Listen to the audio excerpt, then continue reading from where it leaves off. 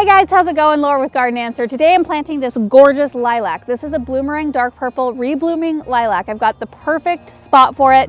In fact, you might recognize this area. This is kind of the front of our house. This is what you see when you drive in the front of our driveway. And we just did a little mini makeover around an urn last fall, and everything's doing really well in that garden. We'll update you on that later.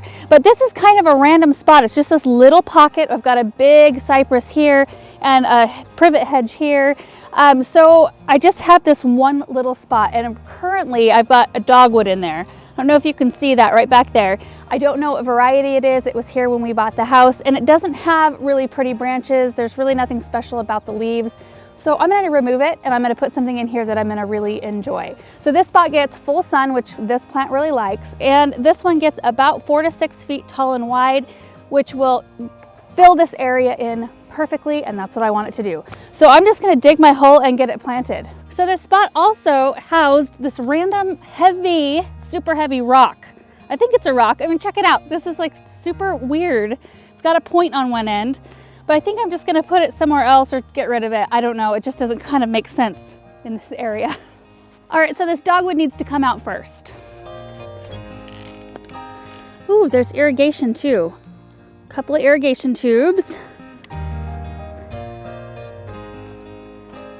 Oh, there's more drip tubing. Oh my, I'm discovering all kinds of irrigation stuff in this area. So I'm going to be really careful when I'm digging my hole.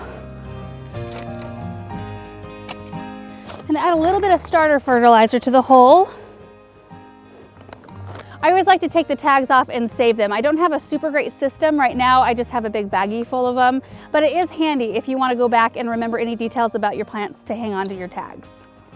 I'll take it out of the pot. And the root system looks really good, you guys. I don't think I need to do much for breaking up the root memory because it's not twisting around itself. It just looks super healthy. So put it in the hole. I think I actually dug my hole a little too deep. A little more soil. Oh, you guys, it smells so good. Okay, so before I pack soil in around the root ball, I'm gonna kind of stand back and make sure I like the way it's angled. I think the back of it's right on this side, which is kind of perfect because it backs up against the evergreens, but I'm gonna stand back just to double check. Hi, Dexter. Kitty, kitty, kitty. So there was a little piece of drip tubing that came over to this section, which was perfect, so I'm just gonna tuck it right in by the root ball. And now I'm gonna water it in. So I always like to water before I put my mulch down if I can remember to do it that way, because the water kind of settles the soil, and then you can see if there's any low spots, if you need to add any extra soil around the root ball. You just want to make sure that that root ball is nice and covered with soil and packed in tightly, and then I'm going to add my layer of mulch. And the mulch will help keep moisture in the soil as well as keep the roots cool during this first season.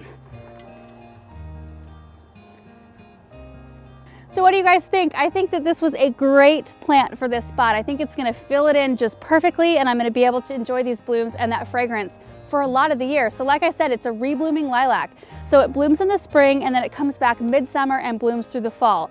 So not only do you get the lilac blooms and smell in the spring, you get them through a good part of the rest of the growing season, which is amazing. I'm so excited for that. If you do need to go in and prune and shape it up a little bit, the best time is to do it right after its first spring bloom. The only other thing about this plant is it does prefer a spot that's well draining. It does not like to be sitting in water. So other than that, this is a really easy keeper, and it blooms for a lot of the year, and I just don't think you can ask for much more than that. So I hope you guys are enjoying these videos, these kind of shorter, just one plant type videos. I'm not used to doing these. I hope you like them because it's fun for me just to show you little projects that I'm doing around my garden, just to show off the plants and maybe and hopefully spark some inspiration in you to get outside and go do something in your own garden. So thank you guys so much for watching, and we will see you in the next video. Bye.